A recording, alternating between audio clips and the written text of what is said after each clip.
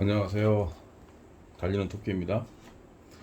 오늘은 달리지 않고 오토바이나 이런 게 달리는 게 아니라 책을 한번 읽어본 거를 한번 나눠보려 합니다. 엔도 슈사쿠의 일본인 작가죠. 침묵, 사일런스. 이 책 배경은 1638년으로 봐야 되겠죠. 1640년 어간.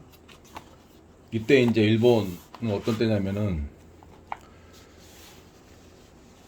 임진왜란 전에 오다 노부나가가 정권을 잡고, 그때 스페인, 포르투갈 뭐 이런 데서 이렇게 천주교가 들어오죠. 그들이 천주교가 들어올 때 같이 들어온 게 뭐냐면 총이 들어왔죠. 무력으로 같이 들어왔으니까. 경제적으로. 그때 오다 노부나가가 카톨릭을 이렇게 승인했다고 해야 되나, 공인했다고 해야 되나, 그렇게 하다가 도요토미 히데요시 있잖아요. 일본 임진왜란을 일으킨.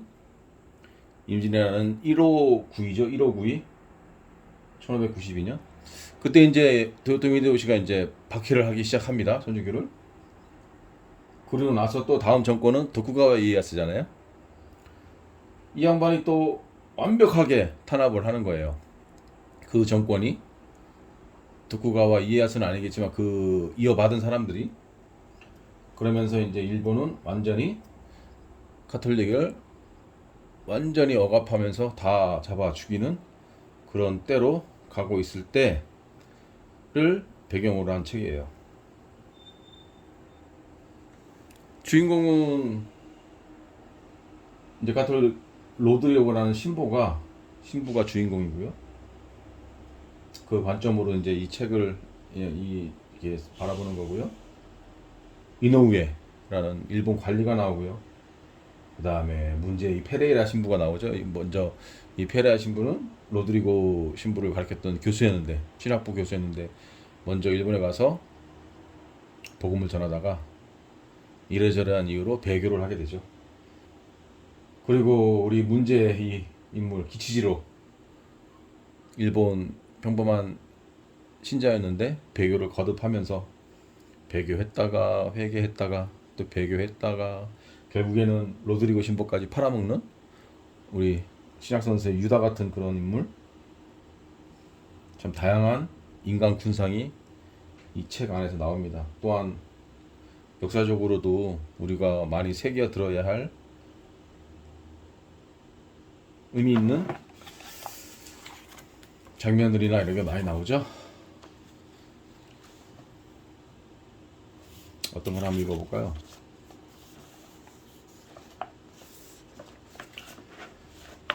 일본 이제 카톨릭 억압 세력들이, 정부에서 이제 무사 사무라이들은 일반인들을 이제 배교하기 위해서 성화, 그다음 십자가 이런 거를 십자가에서 침을 뱉고 성화를 바른 거 이런 걸로 배교를 확인하고 했었죠. 그 영화 사일런스에도 많이 나왔죠.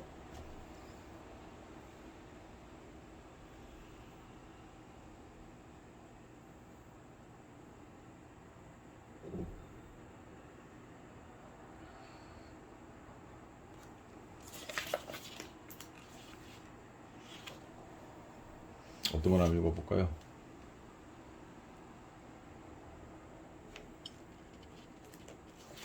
주옥 같은 글이 너무나 많기 때문에 한번 읽어보면 좋을 건데요. 너무 많아서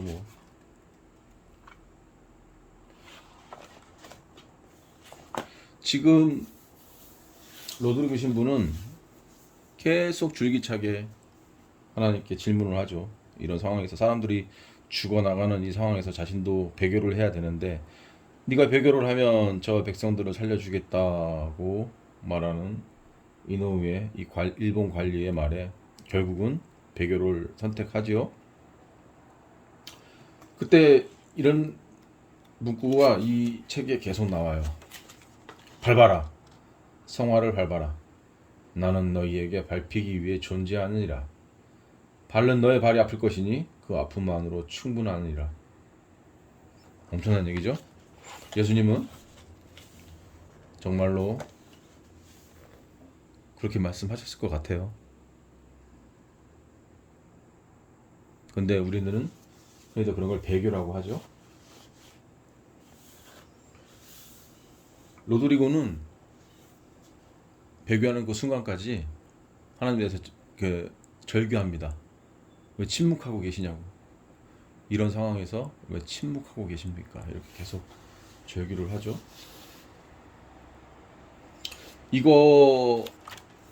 침묵하고 같이 읽었던 책이 저는 이거예요. 김시덕 교수의 일본인 이야기. 근데 이 양반은 요즘에는 무슨 유튜브로 이런 역사학자로 충분히 해도 되실 분이 자꾸 무슨 땅 얘기하고 무슨 뭐 신도시 뭐 그런 얘기를 많이 하시대요. 잘 나가다가 좀 삔대를 잘못 맞추고 있는 분 같아요, 김시덕 교수. 이 달란트가 이런 역사학자로서 충분한데 계속 유튜브 같은 거 보면 엉뚱한 소리를 요즘 계속 하시더라고요. 이 어간에 임진왜란 때 이제 도요토미 히데요시 그 양반하고 같이 무사로 사무라이 있던 사람이 뭐 이름 기억하고 싶지도 않네요. 누군가가 십자가를 그리고 우리 임진왜란에 참전을 했죠. 우리 백성들을 찬탈하고 코를 베고 목을 베고 팔을 베고 그랬던 사람이 또 예수를 믿는 사람이죠. 그 부하들하고 또 자기 고향에서는 또 고아원도 짓고 병원도 짓고 아주 뛰어난 예수쟁이로 그려진다고 하니 참 역사의 아이러니가 여기 있죠. 저는 이 침묵이라는 이 사일런스라는 책의 핵심이 그래요. 배교를 했던 인간이 배교를 하지 않았던 것도 중요하지만 우리나라 역사로 볼 때는 일본은 경제적인 거, 군사적인 거, 그리고 총 그거와 같이 카톨릭이 들어왔어요. 그리고 그 대상이 맨 처음엔 막부였죠. 사무라이들을 어떻게 보면 전도를 한 거죠. 선교를 하고 그 신부들이 임진왜란 전에 오다 노부나가 그 다음에 있을 때. 근데 100년 정도 더 흘러서 150년, 200년 잡으면 될까요? 200년 좀 안 되겠네요. 1790년대니까. 그 어간에 우리 조선 땅에서는 당대 최고의 지식인들이, 진보적 지식인들, 실학하는 사람들 많았죠. 그런 사람들이 천주교를, 카톨릭을 책으로 먼저 감동을 받아서 연구를 하죠. 그걸 서학이라고 표현하고. 일본은 사람이 선교를 하고 말을 전하고 복음을 전했는데 저렇게 폭력적으로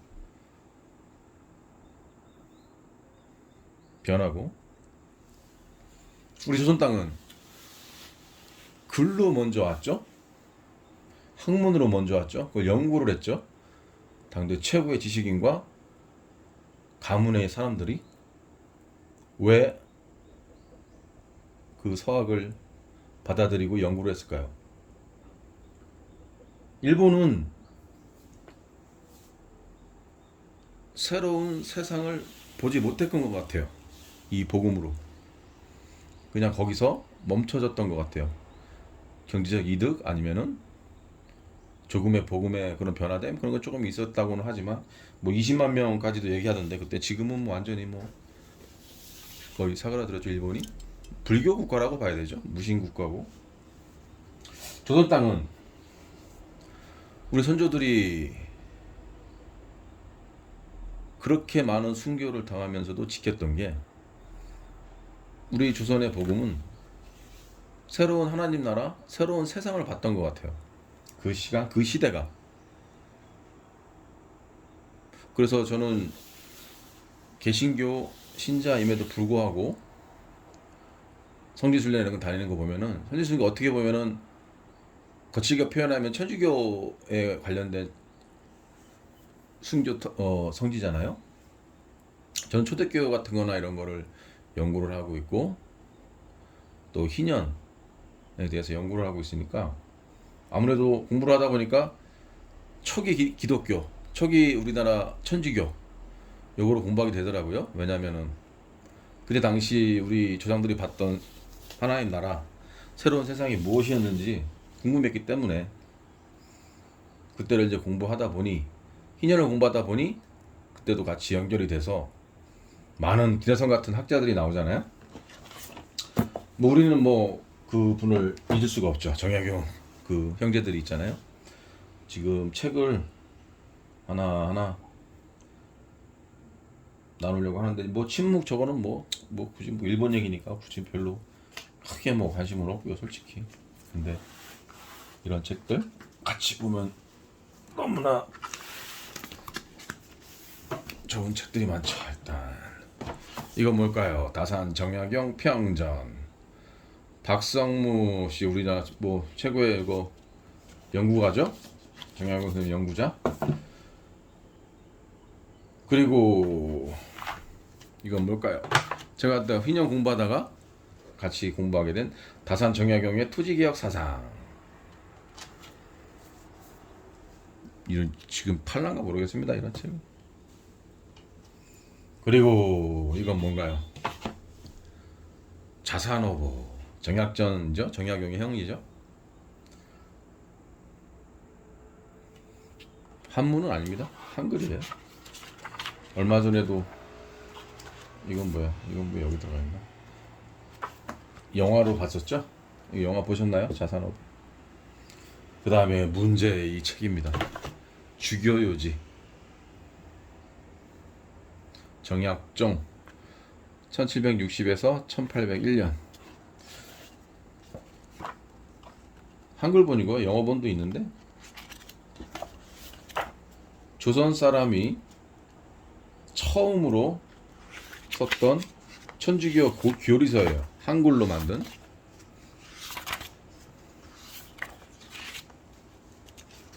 정약종의 주교요지 1편을 보면은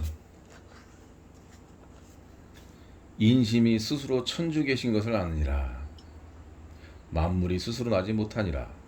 만물이 절로 되지 못하느니라.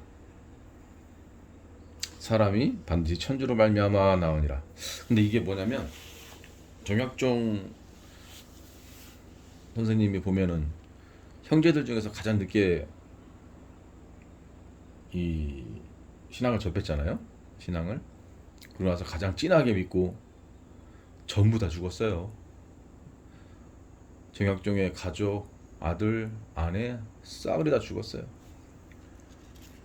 근데 아까 또 이 침묵에서 얘기했던 게 있었지만은, 그 시대에 일본은 뭐를 받고 우리 이 천주교 맨 처음에 1700년도 후반에 우리 조상들은 뭐를 받냐? 희년 공부하다가 그때 읽었었는데 지금 출처는 불분명하나, 이 정약종 선생님이 형제들 중에서 제일 늦게 믿었다고 했잖아요. 믿고 나서 완전 당대 최고 양반 가문 아닙니까? 짱짱한 가문. 그 정약종 선생님이 종을, 여자 노비를, 예전에 그때 노비라고 표현도 했죠. 종이라고 표현도 하고, 노예로 하긴 좀 그렇고요. 종, 노비라고 표현했죠. 여종을. 이 복음을 접하고 나서 7냥을 받고 그 노비 문서를 찍고 송량시켜요. 우리 기독교에서 많이 나오죠. 송량. 송량은 노비나 노예에서 해방이 되는 걸 송량이라도 표현하잖아요. 우리 조선시대의 천주교는 그런 새로운 세상을 본 것 같아요. 하나님 나라를. 일본은 아무리 찾아봐도 그런 걸 못 봤어요. 다가오는, 아니면 받아들인 그 결이 다른 것 같아요. 한국은, 조선은 자유를 본 것 같아요. 그 억압된 그 사회에서 새로운 세상을 봤고, 그러니까 정약종 선생님이 7냥이라는 그 상징적인 돈을 받고 주위에서 뭐라고 하니까 그랬겠죠. 노비문서를 불태워버리고 너 자유의 몸이다 선포를 하잖아요. 이게 복음이잖아요. 이게 진리고요. 진리가 너를 자유케 하리라 그러잖아요. 그러니 결의단 뭐 일본 복음을 뭐 차지하고 나서 우리 복음, 우리 200년 전 우리 선조들이 죽을 힘을 다해서 지켜내고자 했던 그 복음을 저는 좀 느껴보고 싶어서 성지순례 다니는 거예요. 예전에도 애기 엄마랑 애들이랑 같이 다니고 했었지만 또 영상을 또 올리는 게 누군가는 한 사람이라도 그런 게 궁금한 사람이 있다면 같이 영상 좀 보고 나누려고 이렇게 틈나면 일 없을 때 이렇게 성지순례를 다니고 하는 거예요. 왜냐면 그게 우리의 믿음의 조상들의 흔적이거든요. 이제 앞으로 다른 성지순례도 갈 거지만 엄청난 방법과 잔인한 방법으로 사람을 죽입니다.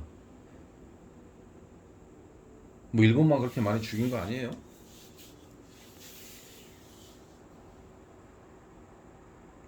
그 진실한 복음의 진실성을 좀 배우고 저라면 어떻게 할까? 나라면 어땠을까? 이런 거를 좀 깨달으려고 그런 성지순례를 다니는 거예요.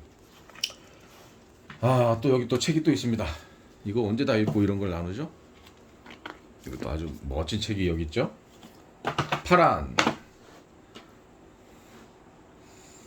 다산덕번 다산의 두 하늘. 다산은 정약용을 말하는 거죠. 다산의 두 하늘 천주와 정조. 다산 정약용을 가장 아꼈던 사람이 정조 그 왕이었다고 하죠. 또한 또 가장 싫었을 거예요 아마. 다산이 그때 천주교에 완전히 깊이 발담그고 있고 최고의 그런 서열도 갖고 있었던 것 같으니까. 근데 결국에는 다산이 배교를 했다고 공식적으로 우리가 알고는 있잖아요. 근데 저는 그렇게 생각하지 않아요. 이 침묵에서도 배교라는 게 나오고 이 다산 정약용도 배교라는 게 나오지만 저는 그 당시에 천주교 신자들이 모든 구성원들이 합의를 보고 거의 다산만은 살려놓자 이렇게 뜻으로 아마 배교를 하라고 얘기하지 않았을까. 왜냐하면 그 당시에 가장 강한 권력이 인정을 했던 사람이고 또한 조선 천주교가 인정을 했던 사람을 그냥 유배당하긴 했지만 목숨을 잃는 거를 그렇게 명맥을 위해서는 원하지 않았던 거 있지 않을까 제 생각에는. 그래서 이유가 있는 배교가 아니었을까 그런 생각이 들어요.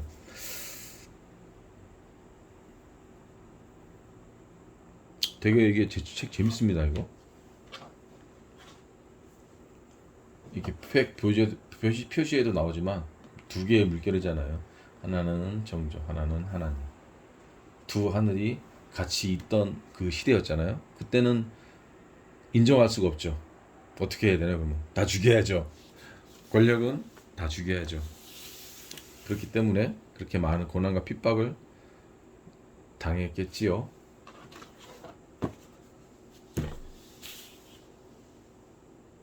친북 얘기하다가 너무 일이 커졌네. 이것도 뭔가요? 이화 선생님의 밀란의 시대 마지막 100년. 이것도 아주 재밌죠. 그리고 이건 뭔가요? 조선 그 마지막 10년의 기록 1888년에서 1897년 우리 민중혁명이 있었을 때가 1896년이에요. 근데 이 제임스 SK라는 사람이 뭐냐면 우리나라에서 처음으로 선교사예요. 목사고 한영사전을 만든 사람이래요. 그 다음에 존 버년의 그 철로역전도 번역하고 뭐 우리나라에서 뭐 학교도 짓고 막 그랬던 사람인 것 같아요. 근데 많이 알려지진 않았던 분 같아요. 뭐 아펜젤러 선교사나 그 어간에 들어오신 분 같은데 그렇게 많이 알려지진 않은 것 같아요. 아펜젤러 선교사가 아마 감리교 선교사가 제가 알기로는 1901년인가 우리나라 조선으로 들어온 걸로 알고 있는데 그 어간이었죠. 이거를 다 언제 나눌 수 있을지는 모르겠네요.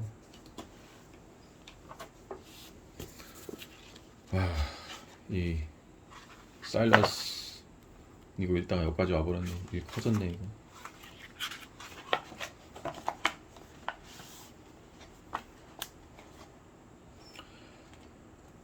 우리 문제 우리 기치지로의 마지막 말을 한번 볼까요? 책 후반부에 있는데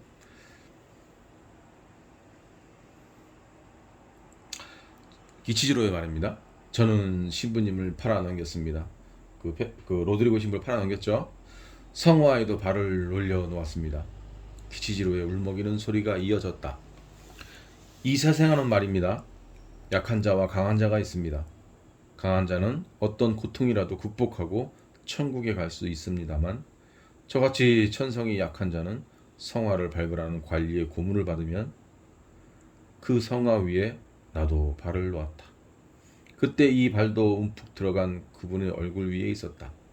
내가 수없이 생각한 얼굴 위에 산속에서 방황하고 있을 때나 옥사에서 언제나 생각해내며 따뜻한 위로를 받았던 그분의 얼굴 위에 인간이 생존해 있는 한 선과 아름다움 그 자체인 얼굴 위에 그리고 평생을 사랑만을 베풀려고 했던 그분의 얼굴 위에 그 얼굴은 지금 성화판의 나무판자 속에서 닳고 패어버린 그리고 슬픈 듯한 눈을 하고 이쪽을 보고 있다. 밟아도 좋다 라고 슬픈 듯한 눈빛으로 나에게 말했다. 밟아도 좋다. 네 발은 지금 아플 것이다. 오늘까지 내 얼굴을 밟았던 인간들과 똑같이 아플 것이다. 하지만 그 발의 아픔만으로 이제는 충분하다. 나는 너희의 아픔과 고통을 함께 나누겠다. 그것 때문에 내가 존재하니까. 주여, 당신이 언제나 침묵하고 계시는 것을 원망하고 있었습니다. 나는 침묵하고 있었던 게 아니다. 함께 고통을 나누고 있었을 뿐. 그러나 당신은 유다에게 가라고 말씀하셨습니다. 가라, 가서 네가 할 일을 이루어라 라고 말씀하셨습니다. 그렇다면 유다는 어떻게 되는 것입니까? 나는 그렇게 말하지 않았다. 지금 너에게 성화를 밟아도 좋다고 말한 것처럼 유다에게도 네가 하고 싶은 일을 이루라고 말했던 것이다. 네 발이 아픈 것처럼 유다의 마음도 아팠을 테니까. 그때 그는 성화의 피와 먼지로 더러워진 발을 내려놓았다. 5개의 발가락이 사랑하는 분의 얼굴 위로 덮었다. 이 격렬한 기쁨의 감정을 기치지로에게 설명할 수는 없었다. 강한 자도 약한 자도 없는 거요. 강한 자보다 약한 자가 고통스럽지 않다고 누가 단언할 수 있겠소? 신부는 문 쪽을 향해 빨리 말했다. 이 나라에 이미 당신의 고해를 들은 신부가 없다면 내가 기도의 말씀을 외우겠소. 모든 고해의 마지막에 올리는 기도를. 안심하고 가시오. 노한 기치지로는 소리를 죽여가며 울고 있었으나 이윽고 몸을 돌려 사라졌다. 자신은 불쌍하게도 지금 성직자 외에는 감히 줄 수 없는 고해 성사를 그에게 주었다. 성직자들은 이 모독의 행위를 격렬하게 질책할 테지만 나는 그들을 배반할 수도 모르나 결코 그분을 배반하지는 않았다. 지금까지와는 아주 다른 형태로 그분을 사랑하고 있다. 내가 그 사랑을 알기 위해서 오늘까지의 모든 시련이 필요했던 것이다. 나는 이 나라에서 아직도 최후의 가톨릭 신부이다. 그리고 그분은 결코 침묵하고 있었던 게 아니다. 비록 그분이 침묵하고 있었다 하더라도 나의 오늘까지의 인생은 그분과 함께 있었다. 그분의 말씀을 그분의 행위를 따르며 배우며 그리고 말하고 있었다. 이게 마지막이에요. 침묵의 마지막. 마음이 짠하네요. 읽은 책은 많고. 아이고 이거 언제 나온다. 시간이 될려나 모르겠습니다. 감사합니다.